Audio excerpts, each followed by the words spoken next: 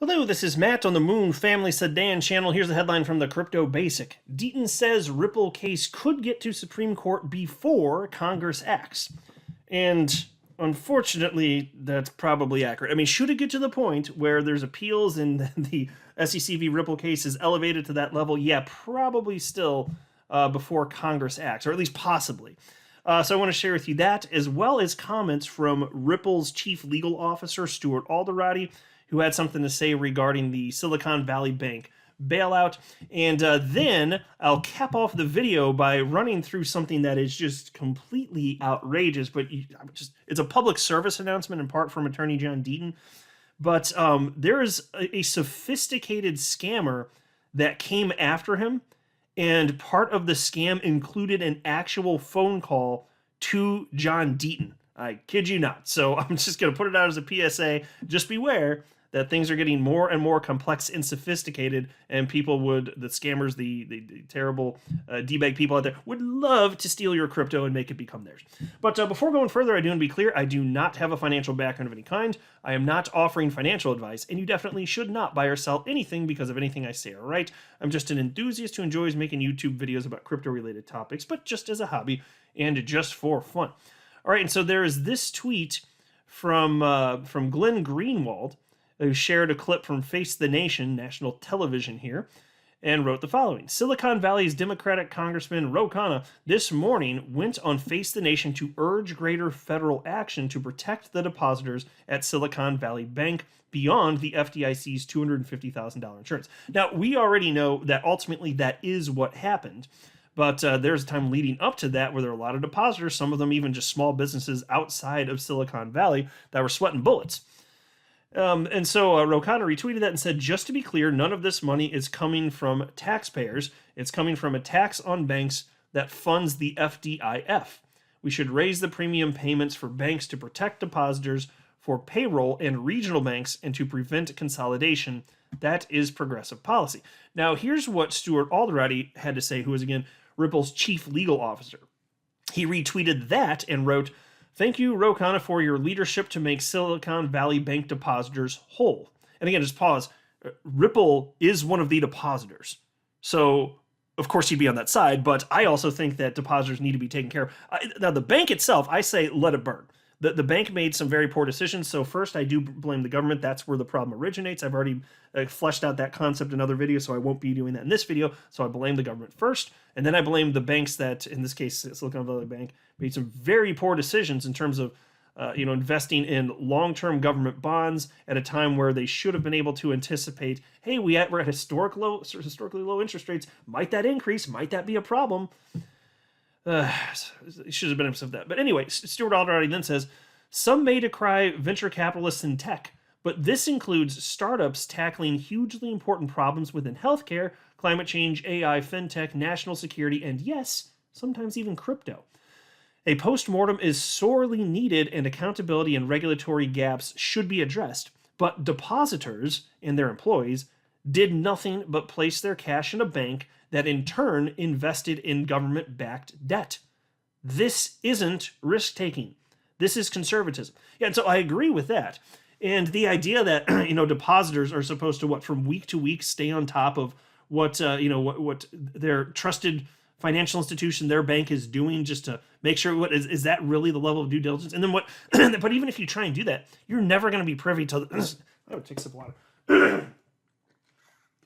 Sorry about that. But even if you attempt to do that, engage in to that degree of due diligence, which is just going to take your eye off the ball when it comes to running your own business, you're never going to know. You're never going to be aware of all the nuts and bolts. You're never, because it's not your business. The bank isn't your business, and the onus shouldn't be on the depositors. To do that type. No. If you're an investor in a bank, that's different. If you're talking about a depositor, though, especially when you're forced into a system that is fractional reserve banking and there is no alternative to that because the federal government won't allow it. No, so I'm with Stuart Alderati in this. That's not risk-taking. You're just existing, frankly. And then there's this. Deaton says Ripple case could get to Supreme Court before Congress acts. Attorney John Deaton has claimed that the United States Securities and Exchange Commission case against Ripple could make it to the U.S. Supreme Court before Congress creates a regulatory framework for the crypto industry. For context, the case is in the district court and would need to reach the Circuit Court of Appeals before it can reach the Supreme Court. The crypto law founder expressed this view in a tweet today. It came in response to indications that the SEC had no plans to put the brakes on its accelerated crypto enforcement efforts. Eleanor Terrett, a Fox Business journalist, shared an excerpt of the SEC's latest budget proposal. Notably, the agency emphasizes that it will not hesitate to investigate and launch enforcement actions against crypto firms it deems non-compliant. According to Terrett, this indicates the regulator would expand its crypto enforcement unit, which doubled in size in the past year. Citing Terrett's findings, Deaton reiterates that the only clarity crypto will get from the next 2 years will come from the courts. While he notes that it is not ideal, he maintains that it is the present reality. And so here's the tweet from him. I've said for 2 years, clarity comes from the courts, not Congress, and not the SEC. It's not the way it should be, but it's the way it is, and the way it's going to be. Hell, the Ripple case could be heard by the Supreme Court before Congress acts. We must fight in the courts. Yeah, and so that's exactly what he's been doing, taking the fight back to him. And, should it get to the point where this thing gets to the Supreme Court, just from where we are now, expect another 4 to 5 years. In all likelihood, because to get to the Supreme Court, then there's the appellate level first, you're looking at another 4 to 5 years. Which is why I really hope it doesn't come to that.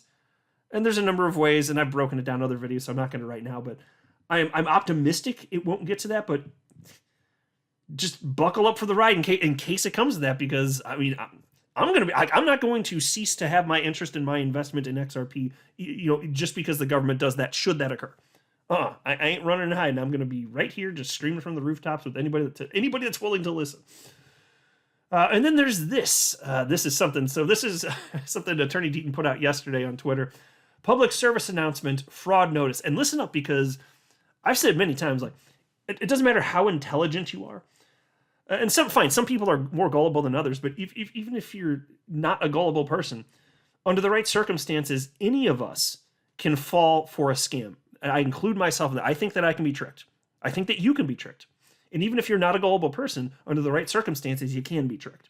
And this is a sophisticated approach to try and scam John Deaton. And it didn't work, thankfully, and he's warning all of this, so I thought I'd use my platform to share it with you because, well, 2 things. Yes, it's interesting, but more importantly, it could protect people. So he wrote the following. I'm sharing my experience with everyone here in case you encounter the same thing. Either my Wi-Fi at home was hacked or I'm a victim of a SIM swap on my mobile phone. Yesterday, my Uphold app was frozen. I could not access my account on my phone. So he's talking about cryptocurrency exchange Uphold. And he says, I grabbed my laptop and tried to log into my Uphold account there. When I entered my email and password, the screen said, your account has been locked and you will get an email from Uphold for more information. Within 5 minutes of trying to log in at home, my cell phone rang. The caller ID only said toll free. A man claimed to be from Uphold Verification, and he said, I just sent you an email. Did you get it?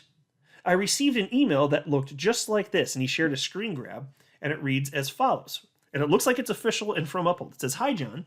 Please verify your identity now. Click the link below and ask for a code from an expert. Just download the app and register the device. Also take photo ID and take a matching selfie. It shouldn't take more than a couple of minutes. We're really sorry, but in the meantime, we've had to apply temporary account restrictions and funds withdrawal will be restricted. If you're signing up, we won't be able to open your account until ID verification is complete. So it looks legit, right? The format, it's not even broken English, which you'll see a lot of times with some of these scams. It's just, it looks like it could be real. It looks plausible, right, on the surface. Well, Attorney Deaton continues, and he said, he told me to press the link and he would walk me through the process. I responded, how the F do I know you're really from Uphold and this is legit? His response, that's a great question, John. I don't blame you for asking. The email is from Uphold server. Check it out. Yeah, and I'll just note, domains and email addresses sent to you can be faked. They can come from addresses that claim to be that address, and they are not that address. I've known that for decades. So if that's indeed the case here, and it looks like it's a real Uphold address, it can still be fake. I kid you not, just in case you didn't know. Then he says, this is Attorney Deaton again, He then went on to tell me that AML/KYC laws require that I update my information so that Uphold can remain in compliance with anti-money laundering laws, etc. He provided responses or statements that are consistent with the current regulatory environment. If you haven't figured it out, this was a total scam. I asked him for a callback number in an email, etc., but of course said he was unable to do so. I was unable to access my account at all, and I was worried. I didn't provide any info, but clearly my security was compromised. I want to thank Uphold, and I want to thank Doc Martin. Uphold quickly, and so it's I can't remember his position here, but he's head of research at Uphold. So that's Doc Martin, head of research at Uphold. Uphold quickly restricted my account to disable withdrawals and protect my funds, and then literally walked me through updating the security surrounding my account. The thing to know is that this operation was very sophisticated, and I can completely see how people could be fooled by the thieves and scumbags that do this. I wish I could meet them in person. I didn't lose any funds, but I wanted to share this experience with people to help them be aware of how sophisticated these guys have become. Do not trust an email from Uphold Verification, or for that matter, any verification department from other entities or exchanges. I'm sure this thread is a great advertisement for self-custody, and that's one of the reasons I've shared it. But with that said, to those out there that claim people deserve to lose their funds if they don't self-custody, GFY. I mean, of course, go F. Yeah, you got it. Unless you're a thief, you don't deserve to lose your money. Yeah, he's spot on there. I don't like people that say you deserve to lose your funds if you don't self-custody. I mean, plus on top of that, there are some people that keep money for good reasons if they're traders. Now, I don't think that's a good idea to be a trader, but because almost 100% of them lose money. But if you're going to do that, I understand why they're doing that at least. And you don't deserve to have your funds stolen because you're engaging in that activity. But even if you're not, even if maybe you just don't have a ton invested and you just don't worry about like, well, I'll risk it, whatever. Maybe I lose it, maybe I don't. And a lot of people are kind of apathetic like that. You still don't deserve to be stolen from. I cannot stand people that make that argument. So I'm totally with them. So anyway, interesting story to see. Like, that's one of the more sophisticated ones I've seen in terms of, because like, how many scams do you hear about where they actually call you? In fact, I don't know if I can think of another one off the top of my head. Maybe I've read stories like that before, but in crypto, I can't think of one off the top of my head. They called him. Just be careful out there. Just be super duper careful. I'm so glad that Attorney Deaton ended up not getting scammed. And by the way, I'll share this too. I retweeted that to share the story. And upon sharing the story, one of the accounts that retweeted me sharing the story, one of the accounts on Twitter that retweeted me, was a fake John Deaton account. I kid you not.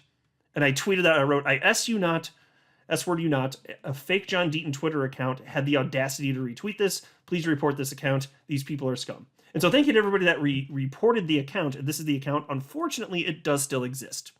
999 followers, and this account has been around since 2011, which leads me to believe that this account was somebody else's account that was hijacked and then probably deleted everything and turned it into a fake John Deaton account.